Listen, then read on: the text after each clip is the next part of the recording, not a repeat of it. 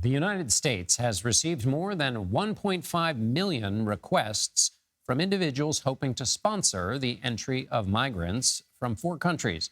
This for a program that can only approve 30,000 arrivals each month.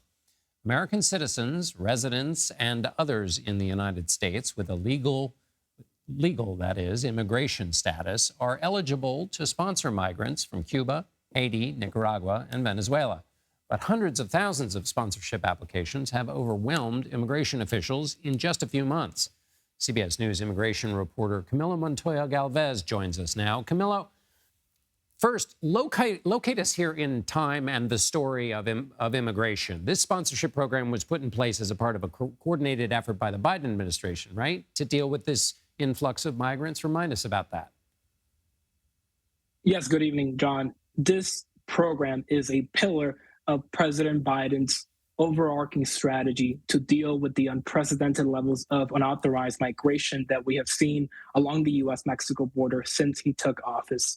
In early January of this year, the president unveiled this sponsorship program that allows up to 30,000 Cubans, Haitians, Nicaraguans, and Venezuelans to fly here to the U.S. directly if American sponsors agree to financially support them.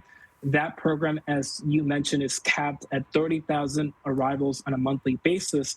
At the same time, the administration has a policy of returning migrants from these countries back to Mexico if they cross into the U.S. illegally without legal permission. That is the stake of this carrots and strategy, if you will, framework that the administration has been implementing. One of the issues now, John, is that because the sponsorship program has been receiving hundreds of thousands of applications from prospective sponsors here who want to agree to financially support these migrants, it is now taking months for many of these cases to be adjudicated. And the concern is that some migrants are going to stop waiting and will instead cross the U.S.-Mexico border illegally. Let me get to that in a second, Camilo. What's being done first with the carrots, which have now led to this flood of applications? What's being done other than delays? Anything to quicken things or deal with the situation? Yes, well, before that, John, just to put this into perspective, officials have been receiving nearly 12,000 applications for this program per day.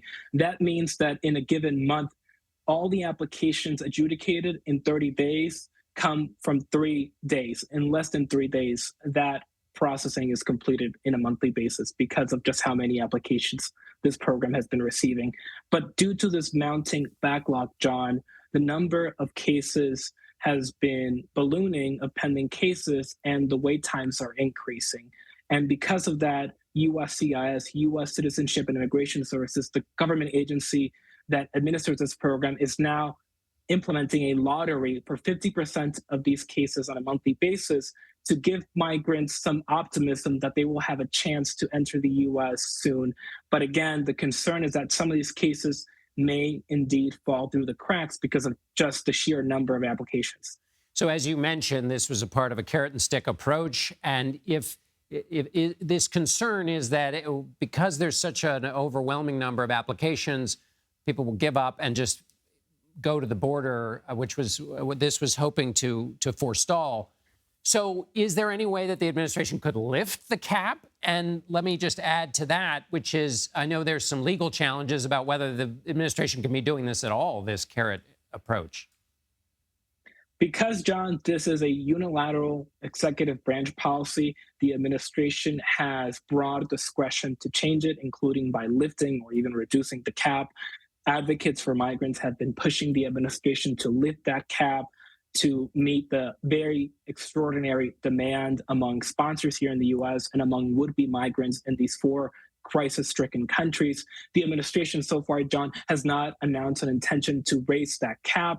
And one of the issues that we have to underscore here is that lifting the cap, John, would implicate foreign relations and legal implications as well, because the administration is tying the 30,000 arrivals under this program each month to Mexico's commitment to accept the same number of deportees from the U.S. So it is 30,000 for 30,000 each month. that is the arrangement between the US and Mexico. Any change to that on the US side could alter the agreement with Mexico. The other problem that you highlighted is that this program is now facing a lawsuit from Texas and other Republican led states that argue that the Biden administration does not have the legal authority to admit 360,000 migrants per year outside of the regular visa system. So that is the main concern. CBS News immigration reporter Camilo Montoya Galvez, thank you for explaining all of that for us, Camilo. Thank you, John.